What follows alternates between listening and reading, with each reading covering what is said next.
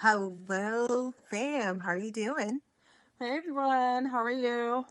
I am Leslie, and I'm with the Wine Concierge. And I'm Letitia, and you're watching Taste with Tish. Yay! This is our very first episode, so please make sure that you provide comments about what you think. So each week, we are going to taste a different wine that's in the Wine Concierge portfolio. And oh, by the way, I want to say Happy Women's History Day. Month, excuse me. It's Happy Women's History Month. Yes. And so, because it's Women's History Month, we are going to try all month long all female wine producers.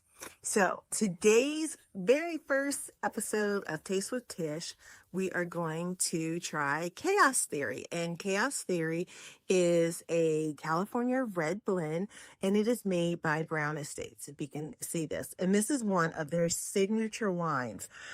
Tish, did you know that Brown Estates was the first Black family to own a vineyard in Napa Valley? Wow, no, I did not know that. Wow, that's So yes, they initially had bought the land, if I am telling the story incorrectly, but they initially bought the land, and they later found grapes on the land, and they started off as grape growers, and would sell their grapes to different winemakers across California, and these winemakers were winning awards and they weren't getting the recognition because often when you are using grapes from another vineyard, you'll give that vineyard the credit on their bottles, and they weren't getting the credit.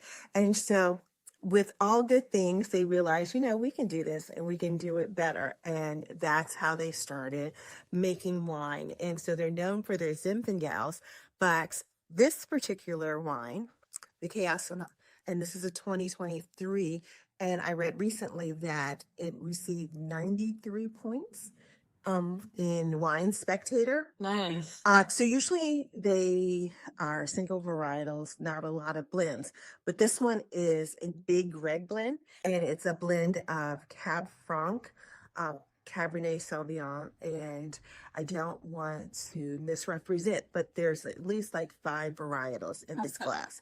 So I love that. Yes, Chaos Theory. Okay, 2023. So it's a nice red blend. I love red ones. oh, good, good, good. So the great thing about this series is that Tish enjoys wine, but she's not a wine wonk like me. So you are going to get the technical notes from me, but then you're going to get like the appreciation from someone who loves wine, but doesn't have an industry background. And so I think the best thing about when you're talking about wine is that it is relatable and we don't use a whole lot of terms and speak over people's heads. So if that is the type of person that you are, make sure you tune in for our segments. So I've been talking a lot, and I'm a little parched. So would you like to try some wine? No, first time.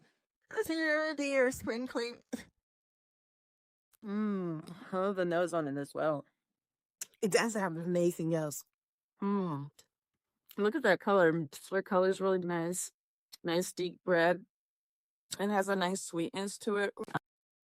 And when I'm swirling into it, I can see that being a 2023, that it definitely has some legs on it. So it's definitely running down my glass. Yeah, it's delicious. Isn't it delicious? And it has like this kind of smoky aroma to it. Now, should I be swishing it around my mouth?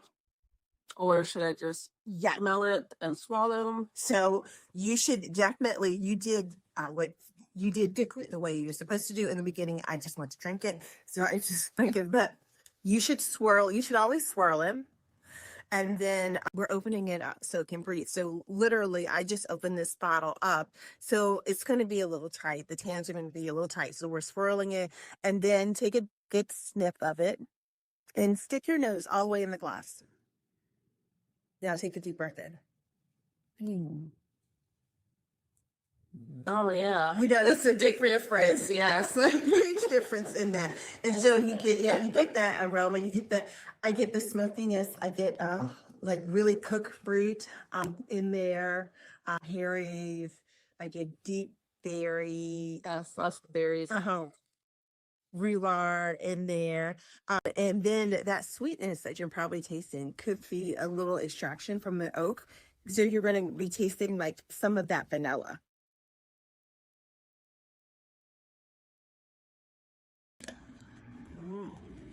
It's very drinkable considering how big those flavors. Yeah, it's not dry at all. Yeah, Yeah. but it is. It's a dry wine. It's a big California wine. So it's at 14.5 alcohol, which is pretty. That is pretty Yes, decent yeah. for a bottle of wine. Exactly. Yeah, that's not for the faint of heart. But because it's made so well, it's softened those tannins, and so you do get it's very approachable to drink down, or you could have it later. You could have it much later. We were able to get an awesome deal on a lot of these wines, and so we are having a special at the Wine Concierge. So basically, if you buy one bottle, I think you get like 10% off. But if you order two, it's like buy one get one free because we're giving you, I think, $21 off. The retail price is 42 dollars a bottle for this wine. So this isn't your like, oh, let me go have some pizza with it. Even though pizza would go really well. This is What do you suggest that we? oh my goodness. So recently I have been having short rib. Short ribs we go really well. I could see that. Yeah. Yes, it would go really good. This enhance that short rib, the juice, the gravy. Yes, we definitely bring it out. Yeah, yeah, that would be a great thing to have with that. And then probably like if you just wanted something casual dining or what have you, I would have like a really nice wrist sweep sandwich with maybe a dip that goes with it. This will be in some pommes Oh, to go with that too. So this would like you don't have to do like white tablecloth with that, but you definitely could have an elevated meal with this. that's awesome. We know what I think. Oh, I'm sorry. Well, so what do you think? What would you have with this? So yes, I definitely see myself eating having the short ribs. That's a great idea. And then I would say anything that has maybe like a red sauce base to it or like a rich gravy to it would be delicious. And so maybe even I can't even think right now, but pretty much I would say yeah, anything with a nice gravy. So maybe like a chicken marsala, Yeah. maybe something like that. It has a nice gravy with it. But yeah. Yeah, it's very drinkable.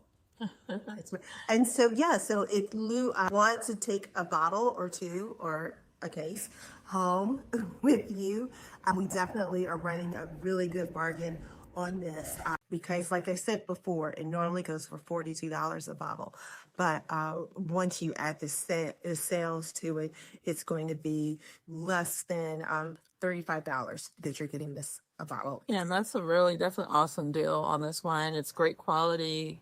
It's great. It's delicious, and then also it's historic. So you're supporting a Black-owned winery, and it's Women's History Month. So look at that. Yes, yes. And so the founders, it's a family-based business, but they have a female winemaker, and the co-founders are a husband and wife too. So we're supporting women in wine this month.